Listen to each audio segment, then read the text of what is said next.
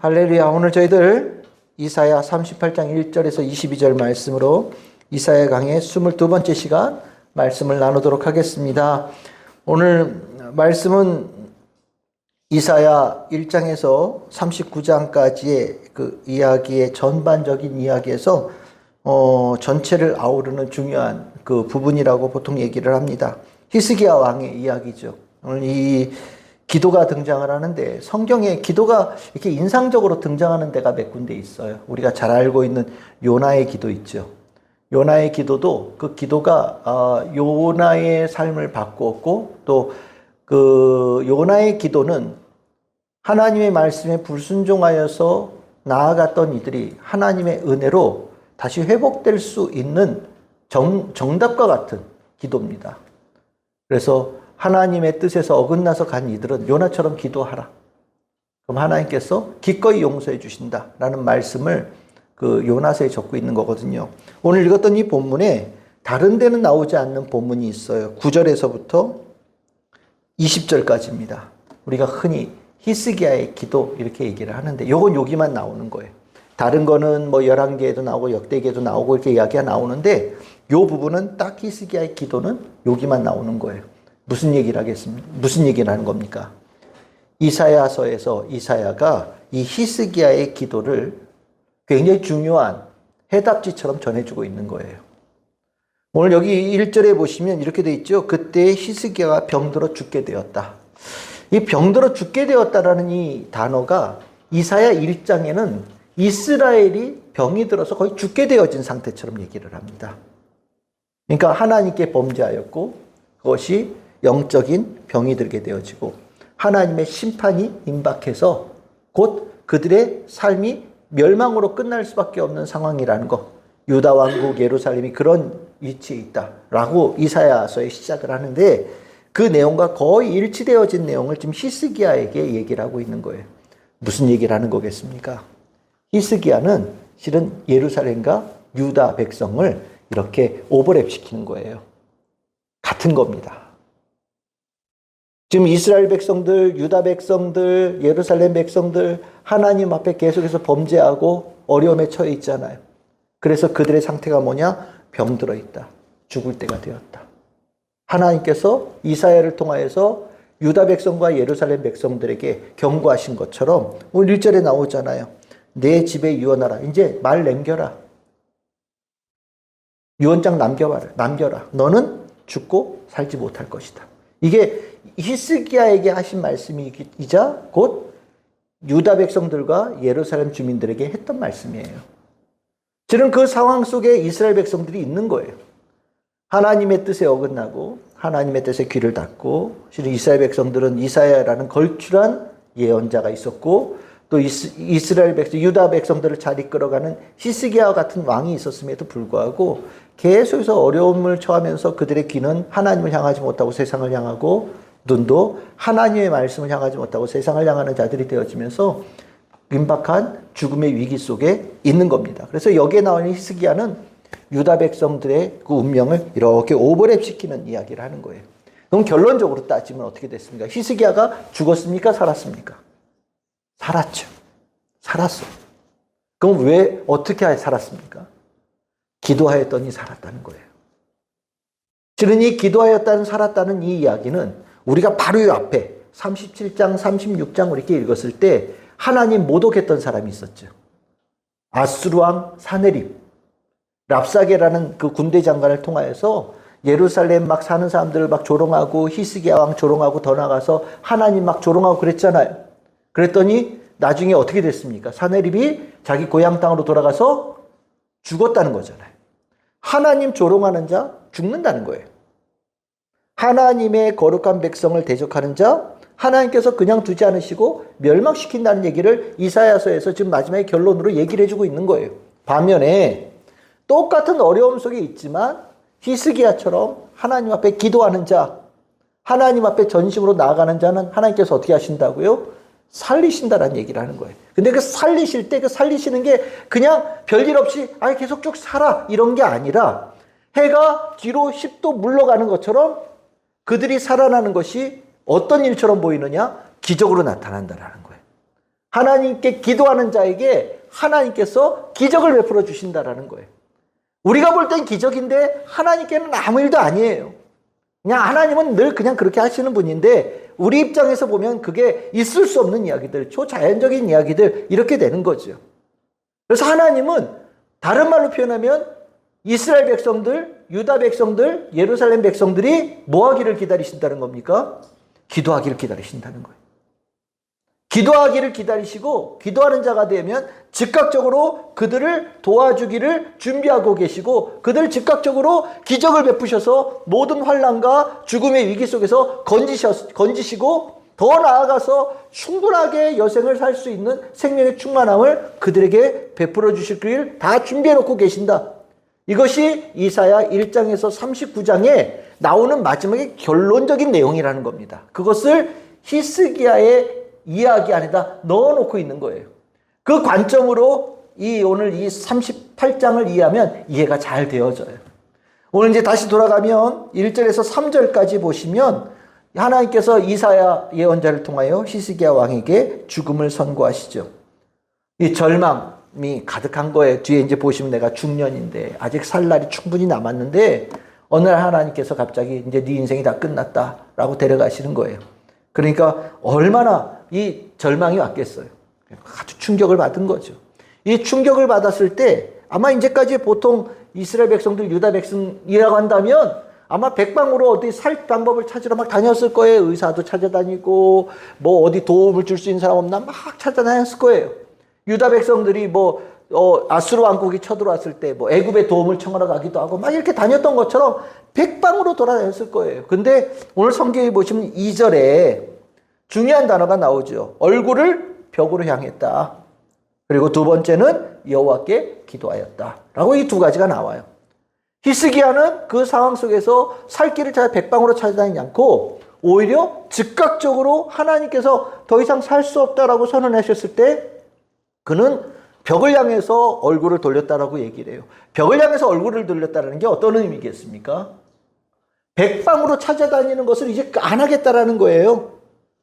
벽을 향해서 얼굴을 돌렸다라는 것은 세상을 등졌다는 얘기를 하는 겁니다.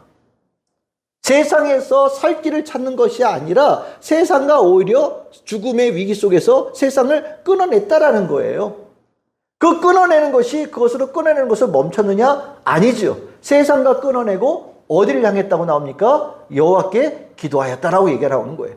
그러니까 우리가 기도라는 걸 할 때 하나님 앞에 기도를 할 때는 세상을 끊는 거예요. 만약에 세상에 도울 만한 것들이 있는 사람이라고 한다면 기도가 진실될 수가 없어요. 그냥 기도도 하는 거예요. 우리 주일날 말씀드렸듯이 하나님도 믿는 거예요. 하나님만 믿는 것이 아니라 하나님도 믿는 거예요. 그러니까 기도도 하는 거예요. 기도도 하고 다른 일도 백방으로 막 살 길을 찾아 다니는 거죠. 근데 정말로 죽음의 위기 속에 있을 때는 세상에 대해서 내가 등을 돌리시고 하나님께 완전히 집중할 때 하나님께서 그 삶의 그 모습을 귀하게 여기시고 하나님께서 은혜를 베푸시는 생명을 얻는 몸부림으로 보인다라는 것을 우리가 기억해야 되는 거예요.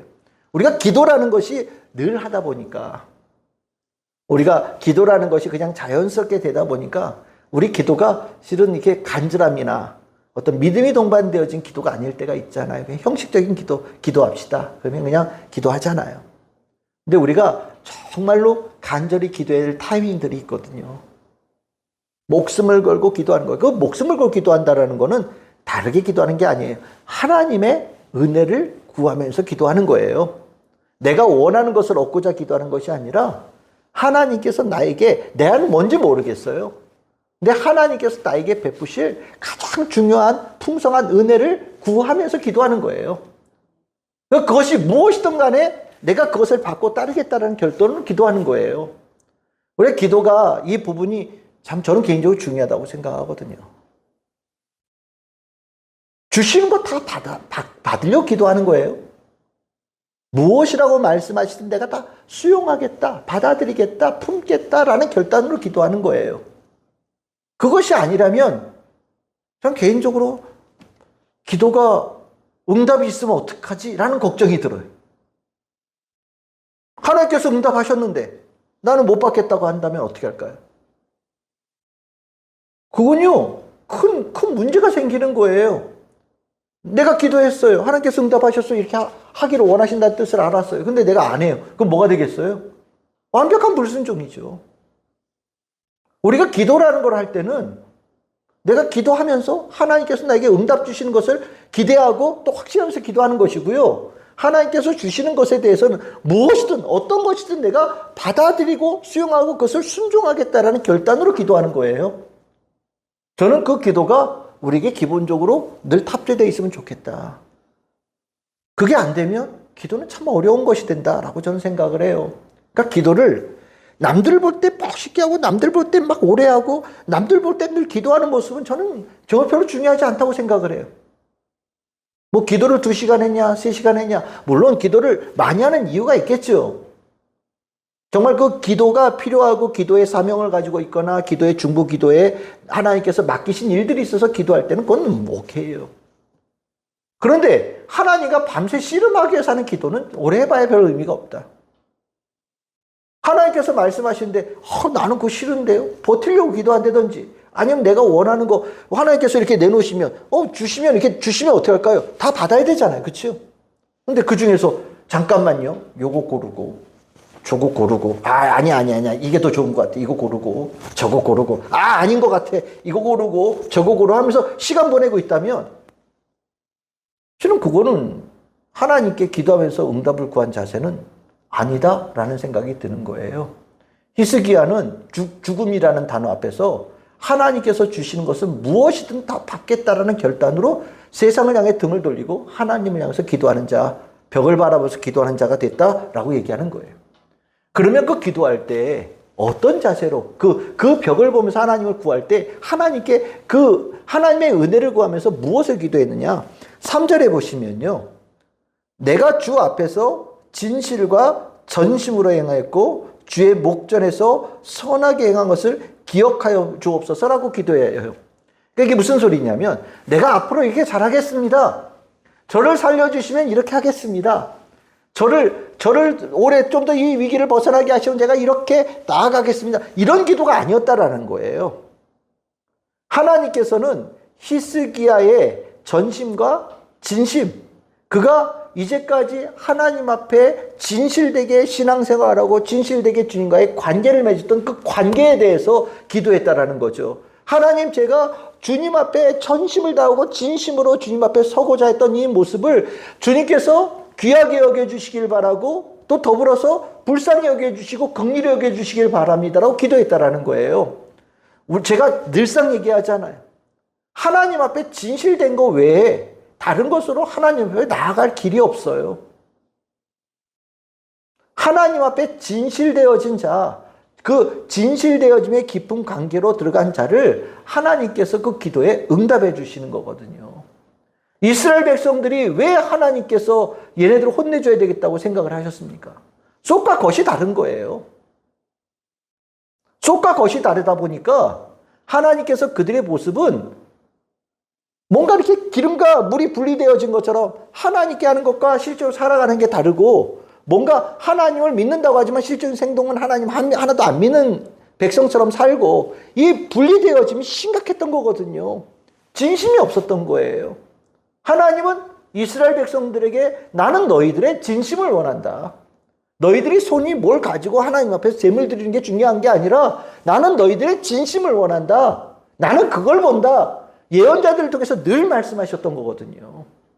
근데 히스기야가 하나님 앞에 나아가서 하나님의 은혜를 구할 때 그 진실을 고하고 있어요. 실은 이것은 하나님께서 이것을 중요하게 여기신다라는 것을 보여주는 일종의 답안지 같은 겁니다. 그러니까 우리가 신앙생활하면서 하나님 앞에 진심, 전심 중요한 거예요. 그거 없으면 우리 신앙은 아무것도 아니에요. 이것에 대해서 하나님께서 여러분들 4절에 보시면요. 그것이 마치 하나님께서 기다렸다는 듯이 응답하세요. 여기 기도가 뭐 예를 들어서 이틀을 기도했다. 기도가 막 이만큼 길었다. 하나님께서 내가 뭐 이렇게 잘했다. 이걸 길게 기도하고 그걸 하나님께서 들으시고 응답하셨다. 이게 아니라 실은 히스기야가 기도한 구절은 딱 한 구절로 끝나요. 그 한 구절로 끝나는 그 기도 안에 하나님께서 히스기야에게 원하셨던, 이스라엘 백성들에게 원하시는, 예루살렘 백성들에게 원하시는 모든 정답이 다 들어있다는 겁니다. 이 기도면 된다라는 거예요. 그 기도에 하나님께서 기다렸다는 듯이 응답하셨다. 그것이 4절에서부터 나오는 말씀이에요. 4절에서부터 8절까지 나오는 말씀이에요. 4절에서 8절까지의 하나님께서 하시는 말씀, 아까 말씀드렸듯이 내가 너희에게 즉각적으로 응답하면서 내가 너에게 15년의 삶을 더하여 주겠다라고 말씀하셔요. 그럼 15년의 삶은 어떤 의미냐? 하나님께서 15년의 삶을 히스기야에게 주고자 하신 이유는 현재 아수르에게 포로된 상황에서 이 기도를 한 거거든요. 아수르에게 포로되어진 상황에서 히스기야가 죽을 병에 걸렸다는 이중고를 겪는, 엎친 데 덮친 거예요. 히스기야 그러니까 너무 힘들었던 거죠. 그 힘든 상황 속에서 하나님께서 이사야를 통해서 15년을 주신다고 하는데 그 15년은 이 위기를 벗어나고 정리하고 안정되게 만드는 모든 과정까지 히스기야가 이것을 이끌어갈 수 있는 충분한 시간을 히스기야에게 주시겠다라고 약속하시는 거예요. 15년의 의미는 그런 겁니다. 하나님은 그에게 이 뜻이 있었던 거예요. 단순한 그냥 생명을 더 늘리는 데 이런 관심이 있는 게 아니에요. 위기를 벗어나는 것뿐만 아니라 안정되게 풍요로움을 모든 백성이 누릴 수 있는 그 충분한 시간을 15년이라는 시간을 통해서 그에게 응답해 주신 거거든요. 그리고 내가 너희들에게 생명을 더 줄 수 있다라는 것을, 해를 10도로 뒤로 미룬다라는 게 뭡니까? 시간이 뒤로 갔다는 얘기잖아요. 뭐 지금 8시라면 갑자기 시기가 6시가 된 거예요. 그러니까 그동안의 시간만큼 내가 너희들에게 생명의 시간을 주겠다. 생명을 주는 건 내 주관이다라고 하나님께서 말씀하시는 거거든요. 그것을 히스기야에게 징조다. 약속이다. 내가 너에게 주는 확증이다. 내가 너에게 15년을 보장한다라고 하나님께서 확실하게 그가 믿을 수 있는 증거를 모은 삶으로 체험할 수 있도록 주셨다라는 거죠. 기적인 거예요. 하나님은 기도에 무엇으로 응답하셔요? 기적으로 응답하신다는 거예요. 이게 중요한 포인트예요.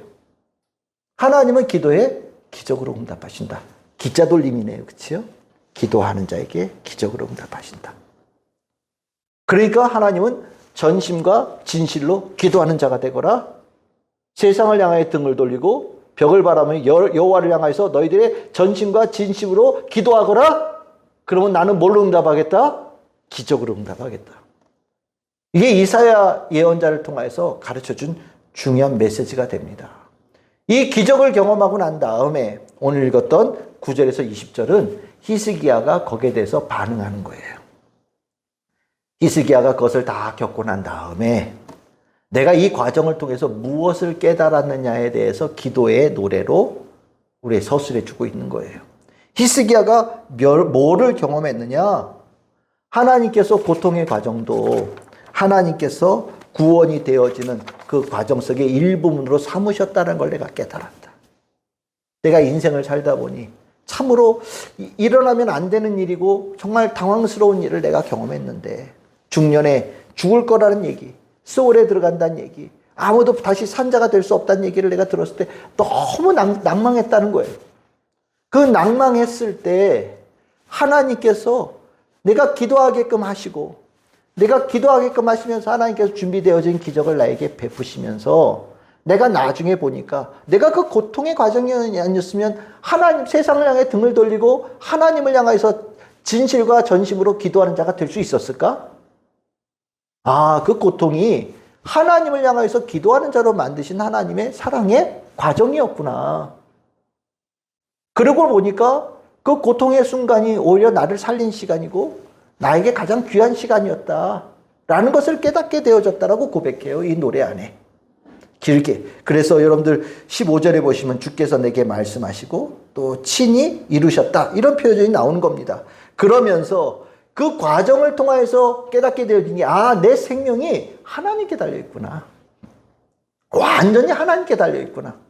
모든 것이 다 하나님께 달려있는 거구나 라고 고백하는데 16절에 나오는 거예요. 주여, 사람이 사는 것이 에 있고 내 생명의 심령의 생명도 온전히 거기 있고, 그러니까 하나님께서 나를 치료하시고 뭐 해주시옵소서라는 기도가 쫙 나오는 거죠. 하나님께 달렸구나. 나를 살리시는 이도 하나님이시고 나를 생명을 거둬가시는 하나님이시구나. 모든 것이 하나님에 달려있구나. 하나님께서 나의 모든 것의 주관자 되시는 거다라는 것을 이 과정을 통해서 확실하게 깨달았다라는 거예요. 그래서 세 번째로 안 것이 무엇이냐? 내가 그 과정을 통해서 지금 상황이 어땠냐? 내가 얼마 전까지는 죽은 자로 살았다는 거예요. 왜? 죽음을 앞두고 있었으니까. 죽은 자로 살 때는 내 안에서 어떤 것도 올라올 수가 없었다. 근데 내가 하나님 앞에 기도하는 자가 되어지고 하나님께 나를 살려주셨더니 나는 이제 산자가 되지 않았습니까? 산자가 되어져서 내가 삶의 변화가 일어났는데 그게 뭐냐? 하나님을 찬송하고 감사하는 거다. 19절이에요. 죽은 자와 산자의 차이가 뭐냐? 산자는 하나님께서 왜 살렸느냐? 하나님께 감사하고 찬양하라고 살리신 거다. 내가 그거 깨달았다라는 거예요. 히스기야가.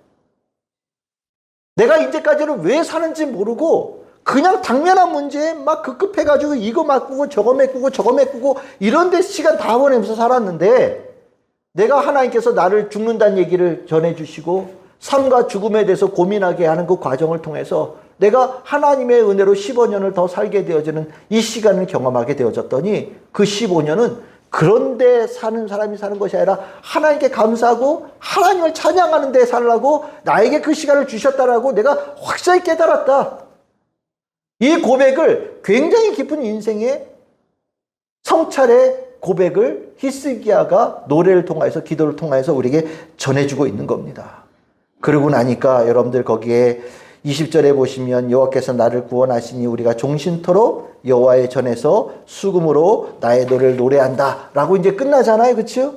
이 노래가 나오게 되어지는 그것이 하나님께서 히스기야에게 원하셨던 모습이고 아까 제가 이 히스기야가 유다 백성들 예루살렘 백성들과 오버랩 되어진 존재라고 한다면 하나님께서는 유다 백성 예루살렘 백성 하나님의 백성들에게 이것을 원하신다.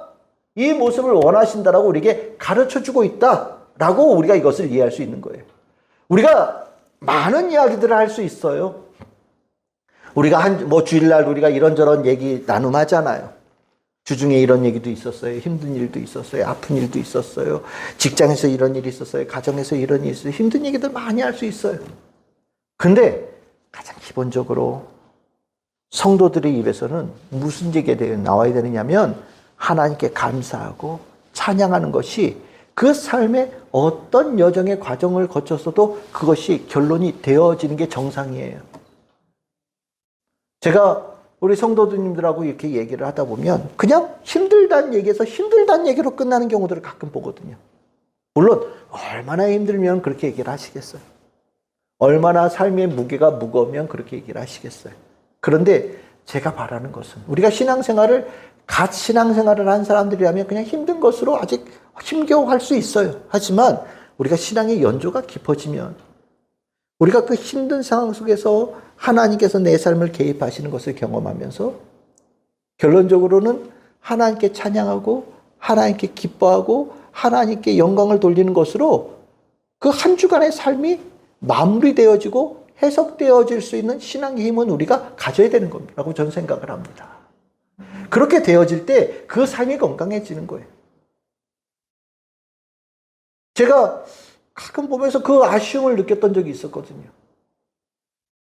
그냥 힘들다는 얘기로 지난주도 힘들고 또 이번 주도 힘들고 그 전주도 힘들었다는 얘기하고 그냥 힘들었다는 얘기만 계속 나오는 거예요.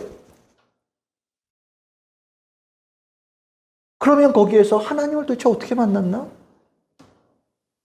그분에게 말씀은 뭐였나? 그분에게 기도는 도대체 뭐였나? 라는 생각이 드는 거죠. 과연 하나님께서 힘들고의 인생이 계속 진행되도록 가만히 내두실까? 하나님께 기도하고 예배하고 찬양했다면 그의 인생이 힘든 과정에서 감사가 되게끔 만드시고 기쁨으로 전환되게끔 은혜를 베푸셨을 텐데 왜 그 부분이 없이 계속 힘들고로 계속 진행되어질까? 결국 그 사이에 뭔가 신앙에 고장이 난 거죠. 고장이 난 거예요.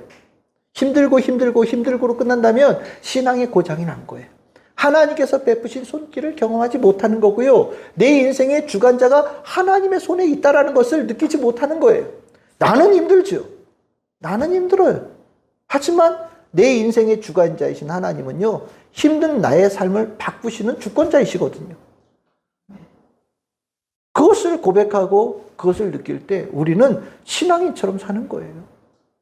힘들다는 것으로 끝나는 성도들은요, 그 주변 성도들에게 안 좋은 영향력을 끼치기 시작해요. 하나님을 보지 못하고 인생의 우울한 면만 계속해서 비춰주거든요. 그건 하나님께서 원하시는 모습이 아니에요. 오늘 히스기야는 이사야가 굉장히 중요한 하나님의 메시지를 전하는 인물, 도구로 사용한 분입니다. 히스기야의 모습 속에서 이사야는 하나님께서 무엇을 원하시는지를 유다 백성들과 예루살렘 백성들에게 알려주고 있는 거고요. 더 나아가서 우리에게 알려주고 있는 거예요. 히스기야의 기도가 이해가 다 되십니까? 히스기야의 기도를, 그 과정들을 여러분들 다 한 번씩은 경험해 보셨습니까? 그렇다면 히스기야가 이 하나님 앞에 기도했던 이 내용들이 오늘 여러분들의 입술에, 여러분들의 심령에 채워지기를 바랍니다. 그래서 하나님, 저도 인생을 살면서 고통도 하나님께서 사랑을 이루시는 동로라는 것을 알게 되고, 내 인생 모든 것 다 하나님의 손에 있다는 것을 깨닫게 되면서 오늘 나를 살아가게끔 만드시는 이유는 하나님께 영광을 돌리는 삶, 하나님의 기쁨을 되어지는 삶, 주님께 감사하는 삶이 되어 만들어 주시려고 오늘 살게 하신 것이라는 것을 내가 알게 되었습니다. 주님, 제가 주님께서 저에게 살아갈 수 있는 날을 열어주신 그날까지 더 깊이, 더 진실되게 하나님 찬양하고 살아가는 인생 되기를 원하오니 성령님 동행하여 주시옵소서. 그렇게 기도하고 그 주님 앞에 결단하고 서원하는 우리 참 즐거운 교회 성도들 다 되시기를 주님의 이름으로 축복합니다.